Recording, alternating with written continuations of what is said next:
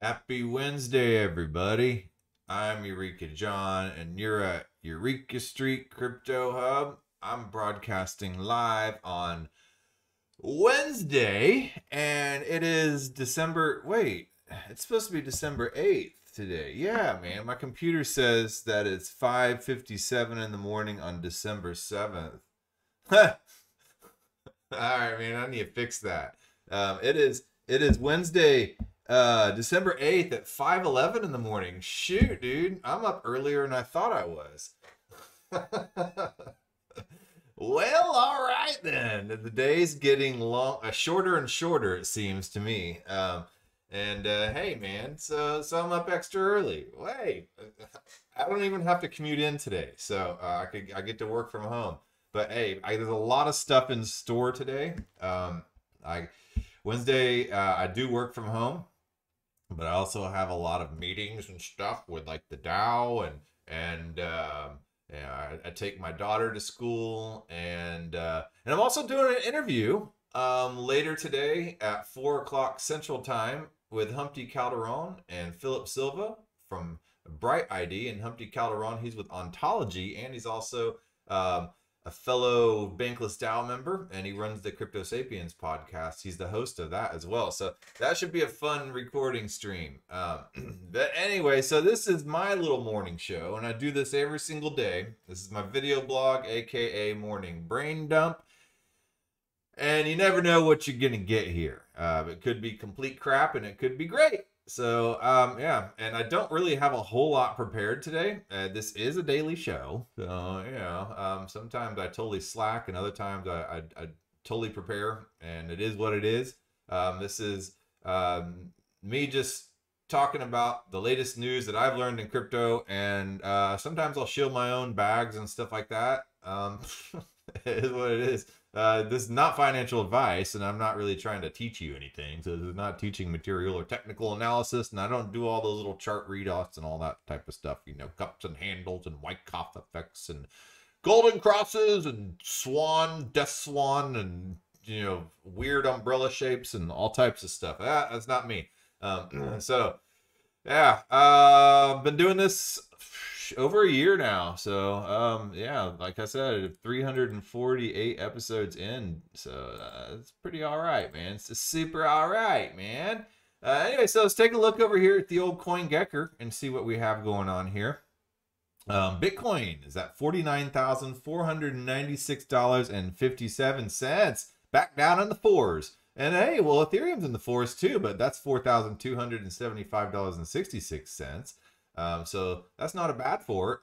Either way, whatever. Over this last weekend, since Bitcoin was low and it was like down at $47,000, I took out a loan so I could ape in and buy some more crap. Like it's probably totally irresponsible, but I did it anyway. And I figured the liquidation for the loan is if Bitcoin hits 18,000.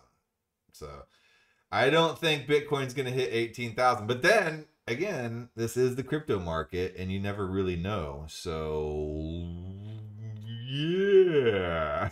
We'll find out, won't we? So I took that, and I went over, and I got some DAI for that. I did that on the Celsius app. So I mix centralized and DeFi, and I'm not a purist to any one thing. Whatever works for me in the at the time, that's what I use. So I'm not really one of these total tribalists as far as cryptocurrencies are concerned.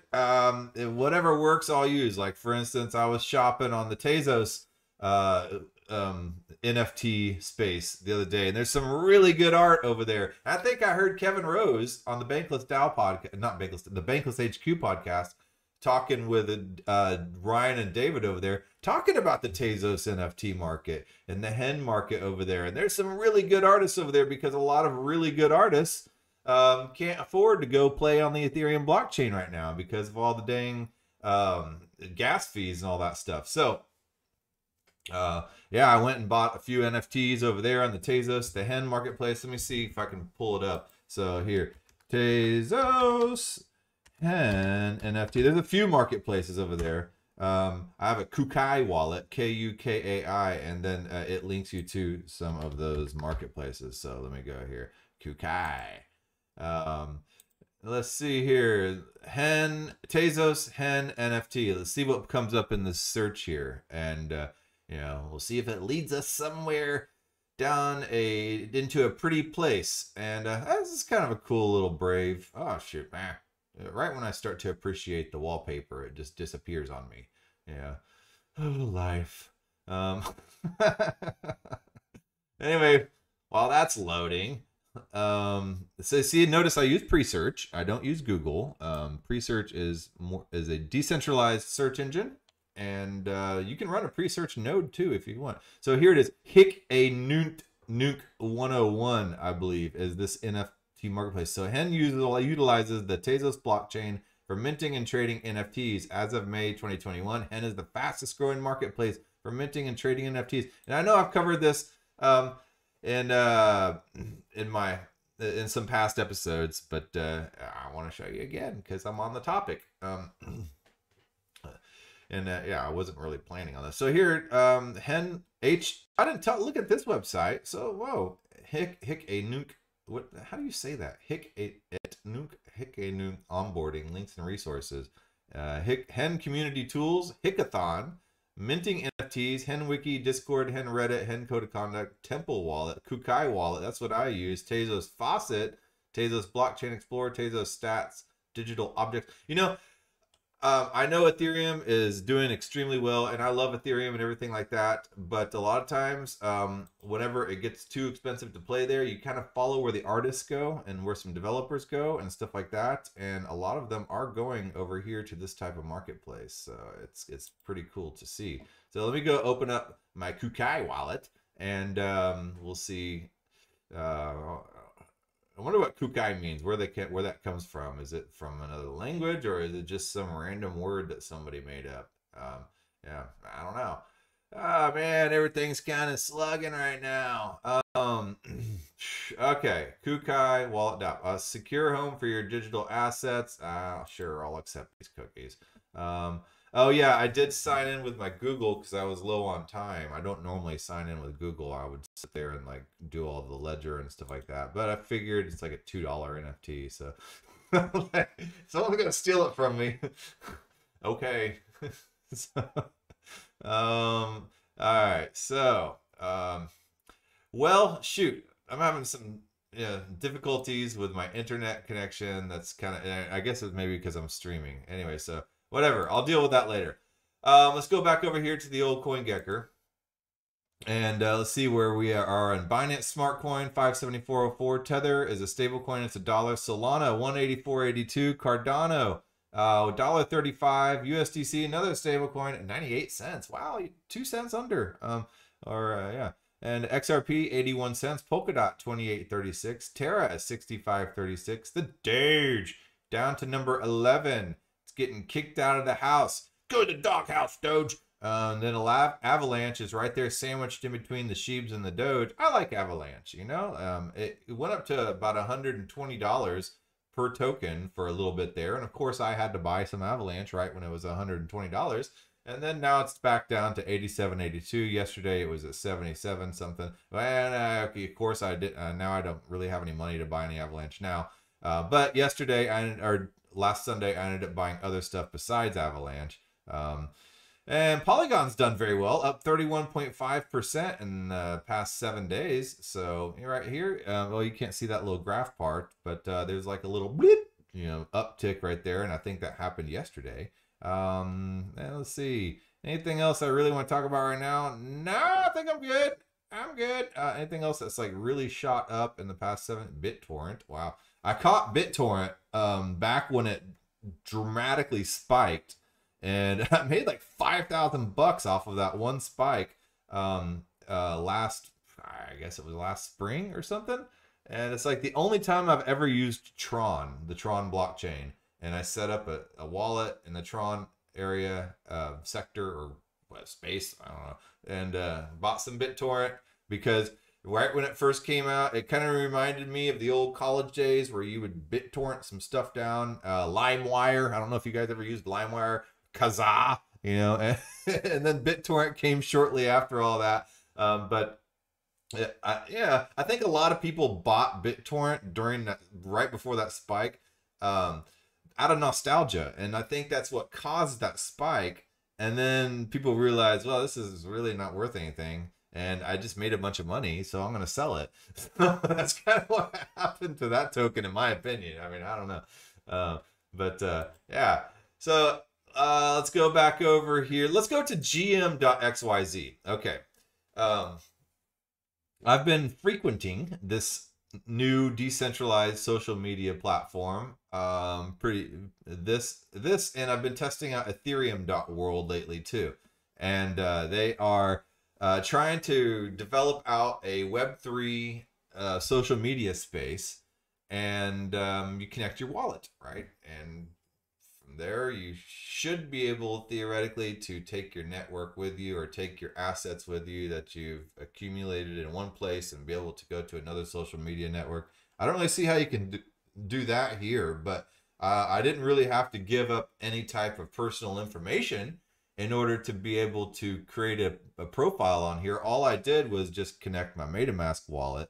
And as you can see here, my name is eurekajohn.eth. Oh, I guess you can't see that. Hold on, let me get this all situated. Boy, howdy. There, ta-da, there. So you see the top, and just kind of, you know, looks like Facebook, I guess.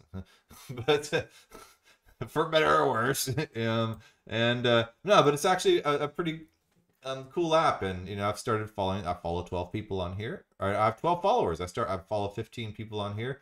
And yeah, you know, just it's mainly Ethereum focused, but over here, kind of like Reddit. Let me just pull that out so you can see that. You can see all these different communities. So you have to join a community, and when you post, you have to post to a community, right? So right here, here's Web3 music, and I do like Web3. I like Web3, and I like music. So let's go over to Web3 music, take a look, and let's go see what's going on in the Web3 music space, shall we? Okay, so show some stage. Web3 music, I think, is going to be a huge place blowing up. There's so much stuff going on. Artists creating NFTs for their music. The decentralized music space, such as Audius.co, where it just gives the artists direct power over their music and interaction with their fans, creating NFTs, you know, and all that type of stuff, creating communities around their music. And yeah, dark techno playlist on Audius. So I will get that opening in the background while I scroll down through this. Hawaiian Hammer. Good morning. It's early, but I really love how simple the GM site is. I really love this community because probably many. Okay. Jazz plus Web3. As a music technologist, crypto enthusiast, and label owner, I've been itching to combine all these passions. And then it'll open the thread. Okay, so there was one down here. Kevin Rose podcast. Linkin Park's Mike Shinoda is dropping Ziggurats. What the heck? Huh. Okay. Very interesting pod on an upcoming NFT drop of generative music. Mike Shinoda is a very thoughtful, artistic, creative guy. So I guess let's just check this out. Linkin Park. Yeah. I never really got into Linkin Park, but technologically speaking, from a producer standpoint, the person who produced that music apparently is revered by a lot of audio engineers. So give it a listen. Modern Finance episode artist spotlight. LinkedIn. Parks Shinoda is dropping Ziggurats. All right, so let's see here. Bullish on Ziggurats. I've been listening to the songs and really enjoy them. Okay, let's open link in new tab, and we'll take a look at that in a second. And let me go back one and scroll on down. Okay. Then there's another one that I wanted to highlight that I found, and I opened up this article that somebody referred to, and it's a really long article, and I started going through, and oh, here's one I posted, Hip Hop Head's NFT, and I talked about that a few days ago, and I've bought 2 of these NFTs by Louis C. Rhymes, and it combines some generative art with his little snippets of his music, and it's overall a fun project, and the proceeds go towards helping artists work within this type of technology and building communities and stuff like that for artists. With NFTs and music. So, I know how hard it is to teach artists about new technology and stuff like that. I mean, I'm a skateboarder myself, and I have some friends that run a skateboard company, and I've been trying to hammer into them because they've been putting out all these amazing graphics on this new line of skateboards. I'm like, guys, let's make these NFTs. And nobody seems to understand what the hell I'm talking about. And they think that I'm that crypto guy, kind of like the MLM, multi-level marketing, a weirdo over there that's just trying to push my essential oils. So, let me find this post here. Okay, so we need a group. Fans will be rewarded for early artist discovery through NFTs. Okay, I think this is the post. So, fans will be rewarded for early artist discovery through NFTs. Let me open this. Okay, so the examples below are probably the more obvious music NFT use cases out there, but I think the implications of an early adopter / discovery mechanism will make us look back with disbelief on the missed upside for fans in the past. Fans are the main economic driver of their favorite acts and should be rewarded accordingly. Okay, yeah. But it's kind of, to me, it seems a little contradictory, because a lot of times whenever you're an early fan of something, you don't really care about doing it for the reward. You just are stoked on discovering something before everybody else. And that, in a way, is kind of a reward, is being an early adopter. And, I'm kind of an early adopter snob, and I've been criticized for that in the past by my friends and family and stuff like that. I mean, oh, John already knows everything, doesn't he?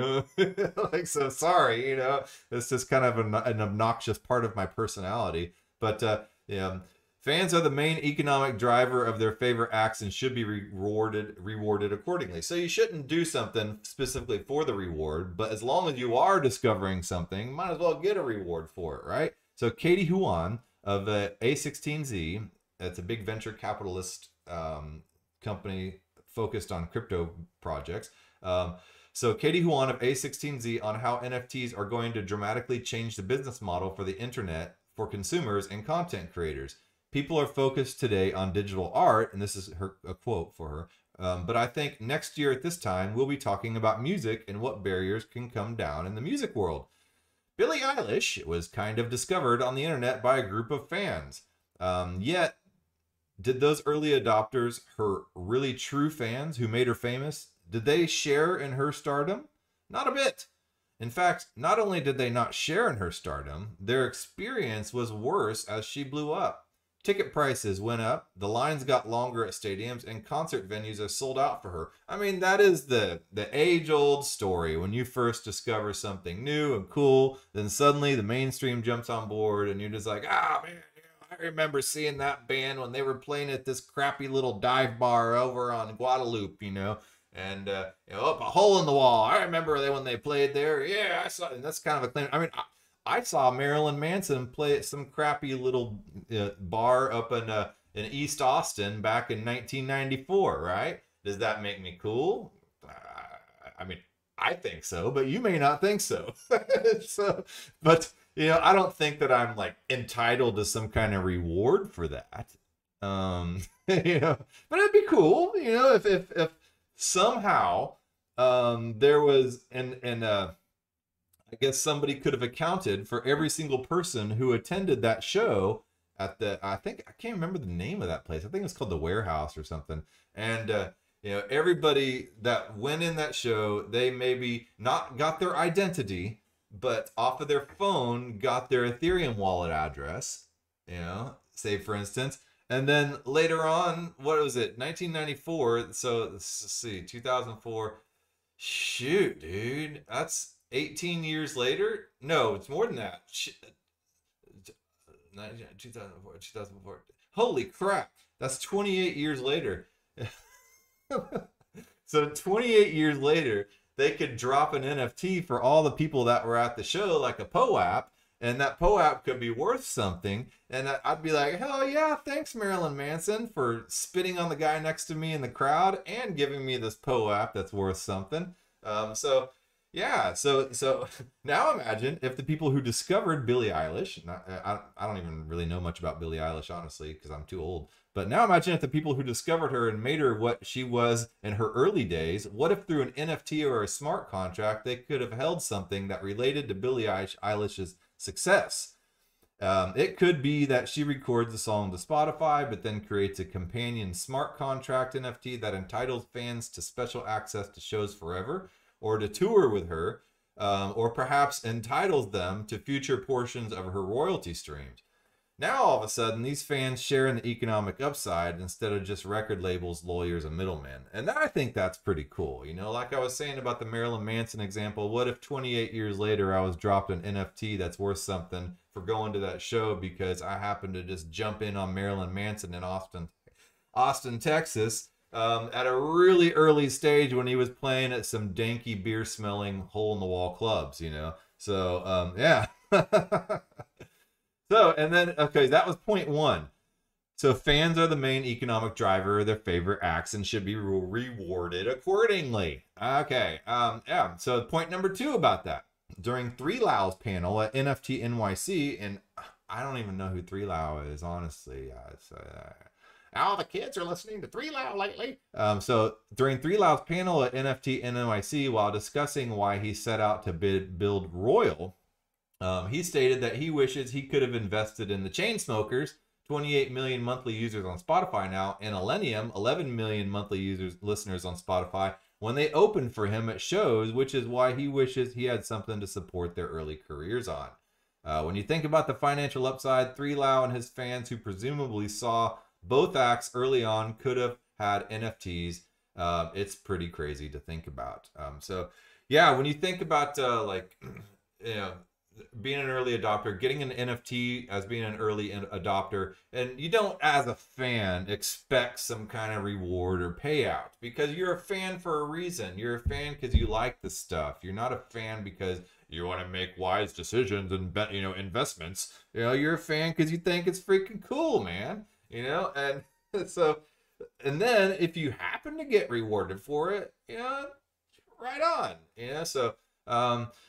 Yeah, so, yeah, yeah, I don't know. I just got sidetracked in my head.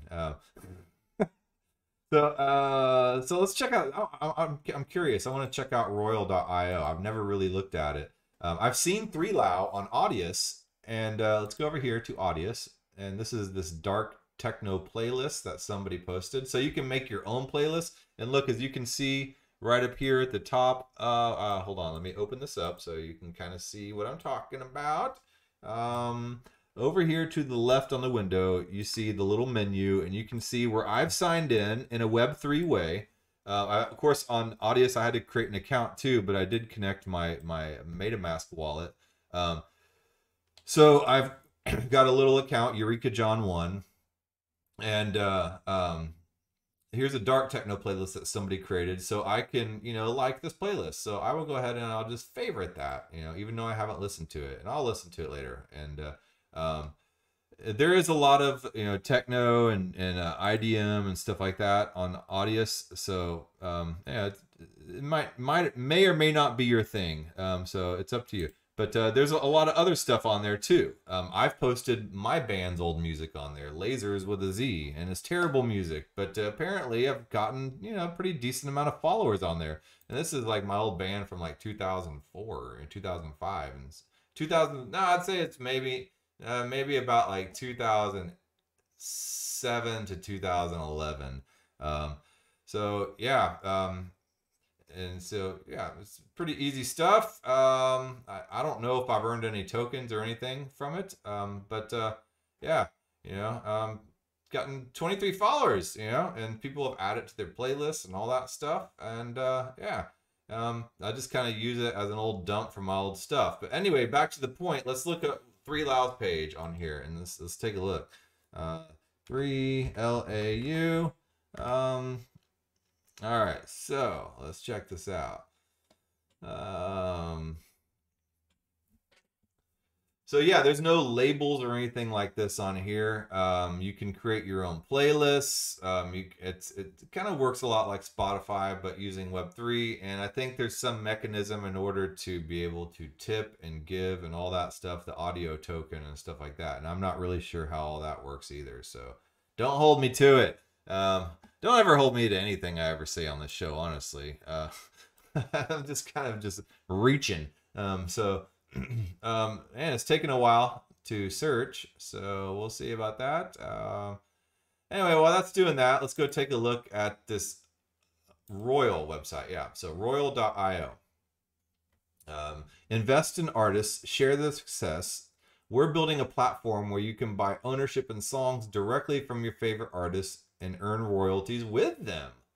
Okay, so I guess this has like that whole NFT function where you own the NFT. But the beauty about NFTs is anytime an NFT trades hands, a percentage of that goes to the original creator if they write that in. And then if you've ever created an NFT on OpenSea and uploaded it, you can change those configurations yourself manually. You don't have to know any code or anything like that. All you have to do is specify the percentage that you receive every single time the NFT is sold and bought and stuff like that. So you will continue. So that's like, you know, if somebody has a baseball card, or I have Garbage Pail Kids like sitting here on my desk. And baseball cards, yeah. So here's a Garbage Pail Kid, Charred Chuck. Yeah. If Garbage Pail Kids made money one time when somebody bought a pack of Garbage Pail Kids, but any time that this Garbage Pail Kid has been sold, it's made some, you know, if this were an NFT, Garbage Pail Kids would make like a percentage of that, maybe even 5% if that's what they programmed in. Check this out. Here's some Sport Flicks. Here's Tony Fernandez, and I don't know if you can see that, but it's kind of like the original animated GIF. This was back from 1987. All right, 1987 Sport Flick. You know, it's kind of, you turn it and tilt it, and it kind of moves. Yeah, it's animated GIF. Gen X animated GIF. All right, so invest in artists, share their success. We're building a platform where you can buy ownerships and songs directly from your artists and earn royalties with them. Okay, how it works. Artists sell ownership. Musicians use Royal to sell ownership in their songs and fan experiences.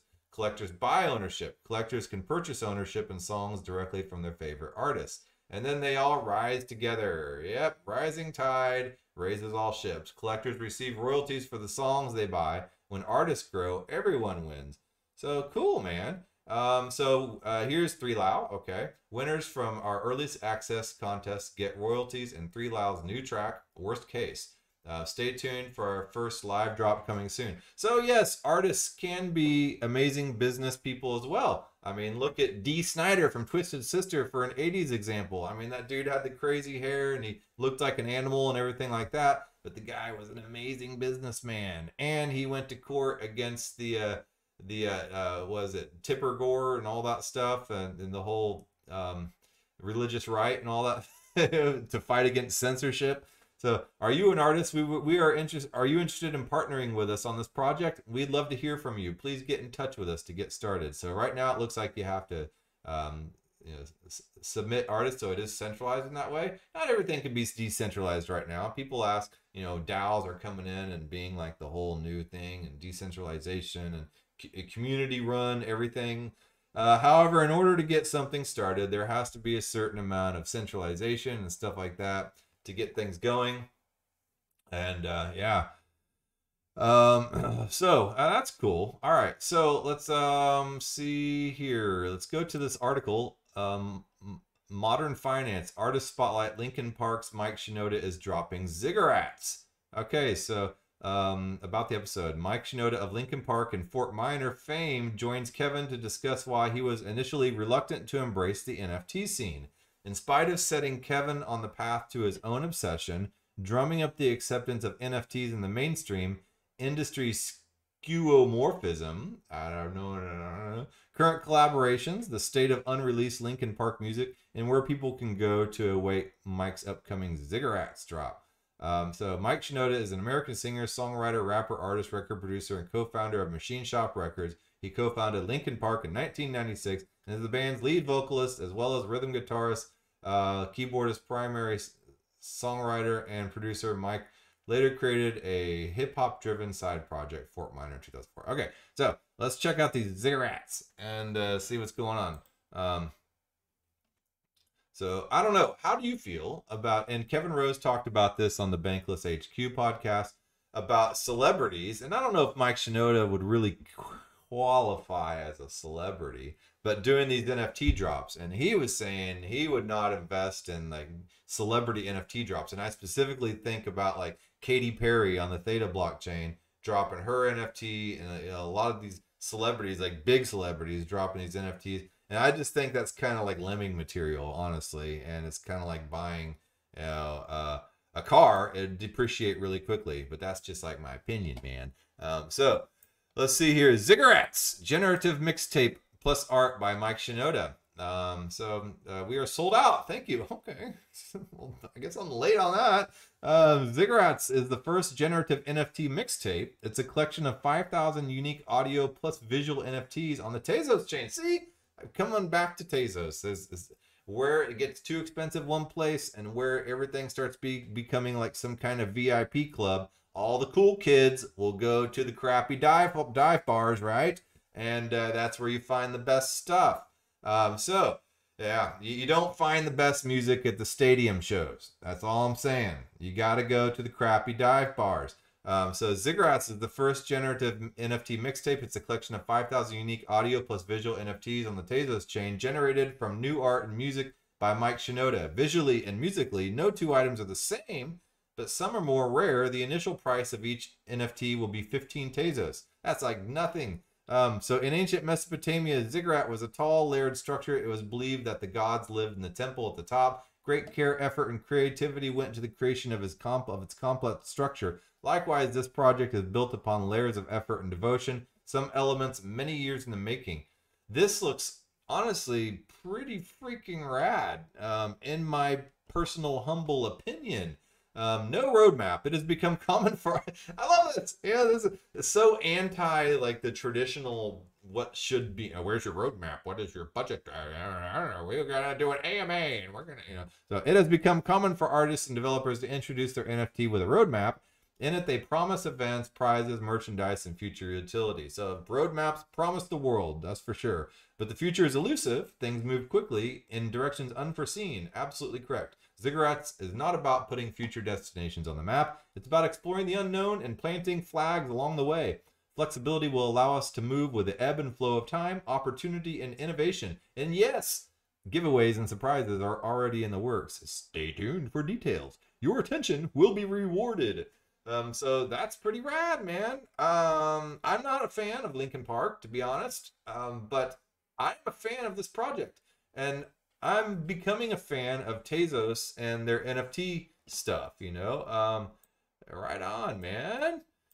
Yeah, this is why I love doing this show in the morning, because I don't really know what the hell I'm going to discover on a day-to-day basis, and then I'll just start opening crap up, and I'm just like, dude, this is pretty awesome. So more about Tezos. While many popular projects on the Ethereum chain Mike chose Tezos for this project because it's a green NFT, okay, using about 2 million times less energy than Ethereum or Bitcoin. This allows for much lower transaction gas fees and environmental impact. Okay, buying a Ziggurat NFT for beginners. Okay, so then it just tells you how to do that. You can go to Temple or Kukai. I guess I could open my Kukai wallet. Let me see. I'm going to sign in. All right, so I think I used my Eureka Street email. So now you know my email addresses. Let's see here. So it's signing me in, and just don't spam me. I don't have anything really important I do on those email addresses anyway. So let's see here. So this is loading up my wallet, and it's got the little Tezos sign, and I think it's pretty cool. Okay, so I have a balance of I have a balance of 0 Tezos in there, and is this not the right wallet?